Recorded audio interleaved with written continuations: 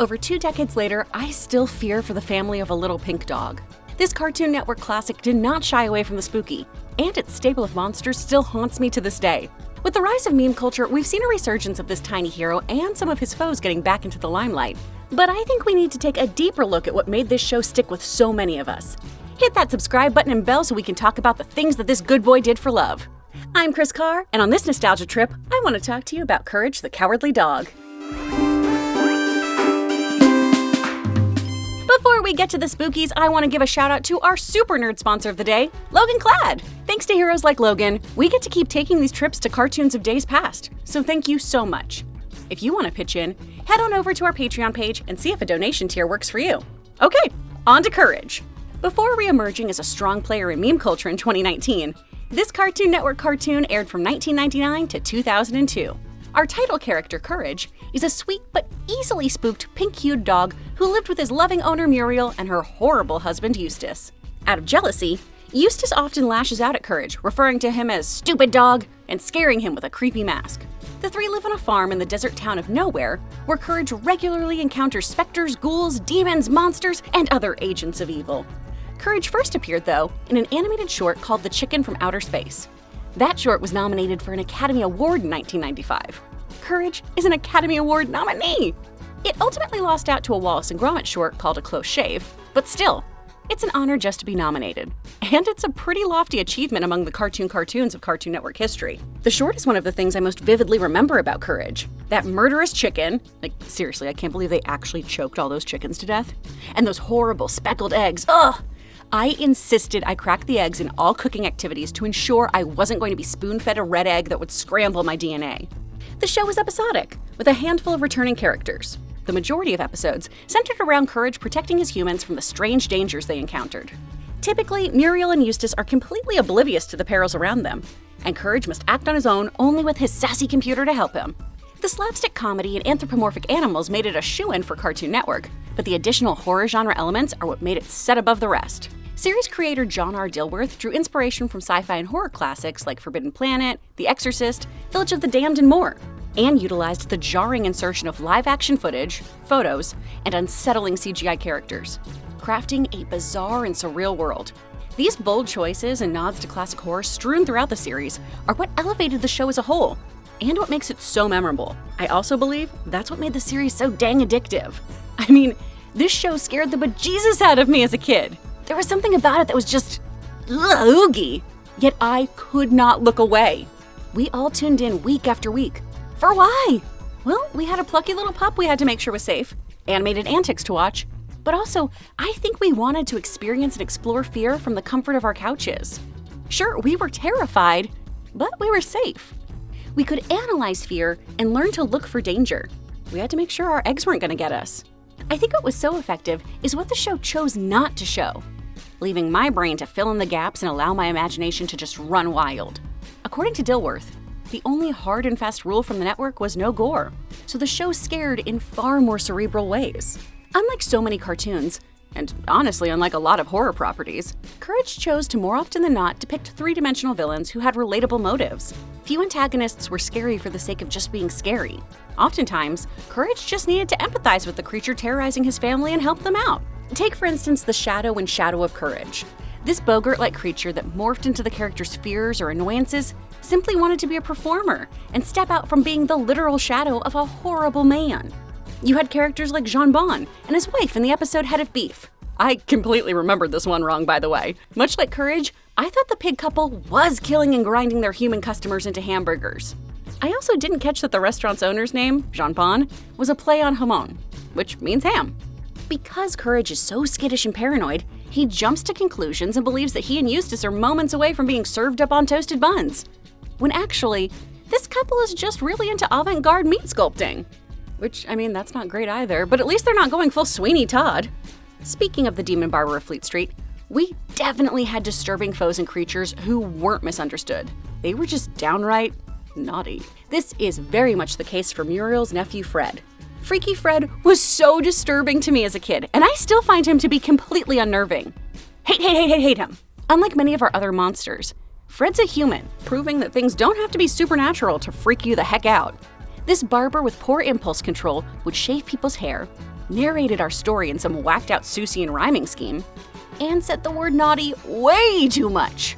I also realized this time around that Fred's shaving journey escalated much like a serial killer's.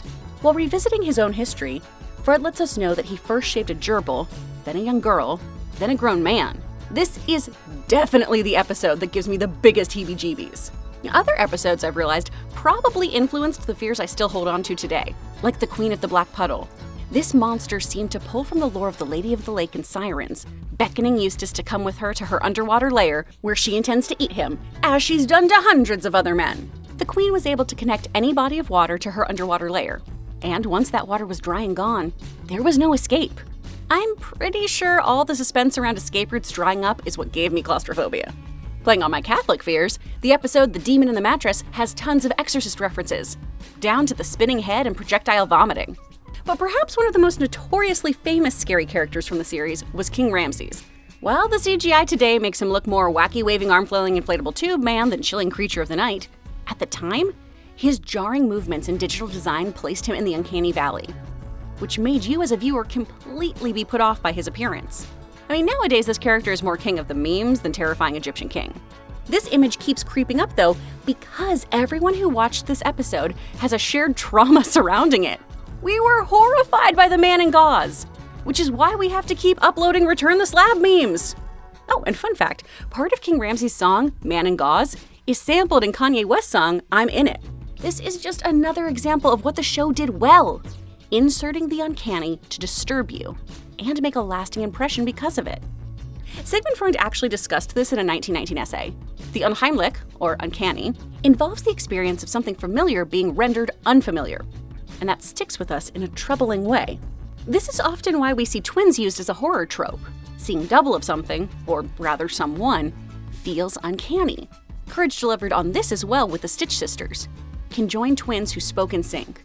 These two trap people's souls within an ever-growing quilt, and do so by tricking lonely quilters into joining their quilting club, brainwashing their victims into willingly joining them. It's a disturbing look at the lengths people will go to not be lonely. Twins and conjoined twins have been used throughout the horror genre, like I said. The whole evil twins thing dates back all the way to the rise of Gothic literature. But what I find really interesting with this one, though, is the quilting aspect. Naturally, you can draw some of the soul-catching connection to the fates, spinning and cutting the thread of life for humans. This myth has been woven into many quilting superstitions. Like if your thread breaks, you're in for some serious misfortune. There are other more ominous beliefs, like if you begin a quilt on a Friday, you'll never live to finish it, and that if you put human figures on your quilt, you'll be visited by shadowy figures in the night. The show's ability to take classic lore and horror tropes and build upon it was just absolutely brilliant. There are tons of theories out there when it comes to all these monsters, and Courage's interactions with them. The one with the most traction is that none of these experiences are real. Courage is simply a dog. And this is his interpretation of the world around him as a dog. He doesn't actually live in the middle of nowhere. He just feels like the world beyond his home is so vast and completely unfamiliar. Others have taken this theory to a darker route based on the events of Season 1's episode The Great Fusili, in which Courage puppeteers the lifeless bodies of his owners. Side quest, Fusili is voiced by Jim Cummings. Wouldn't be a nostalgia trip without a nod to Jim. Anyway, why this theory has struck a chord with so many people is because there's no resolution. We fade out with Courage continuing to move their lifeless bodies. Could Muriel and Eustace actually be dead, and Courage is simply imagining continuing to live with them and protect them? On the other hand, we have other episodes that don't end with everything reset, like Courage and Muriel remaining a helicopter and a washing machine, respectively. So does this theory really have any legs? It turns out there's no right answer, nor is there a wrong one. Dilworth thinks all theories are valid, stating in an interview, "I accept all these theories created online. I encourage these thoughts. It's part of growing up. Like the seeds are planted and they grow the way they want. If you want to believe that all the farm visitors represent different aspects of the mind, you're not wrong. I enjoy the multiple theories about the symbols and the meaning of the series. These things only contribute to his Tomorrow's Promise."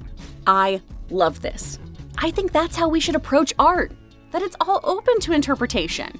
And frankly, that's what makes horror so, well, horrifying. The ability to craft those what-if scenarios in your head that linger and fester so you end up scaring yourself with your own theories and thoughts is amazing. That's a real feat. So all these theories are canon.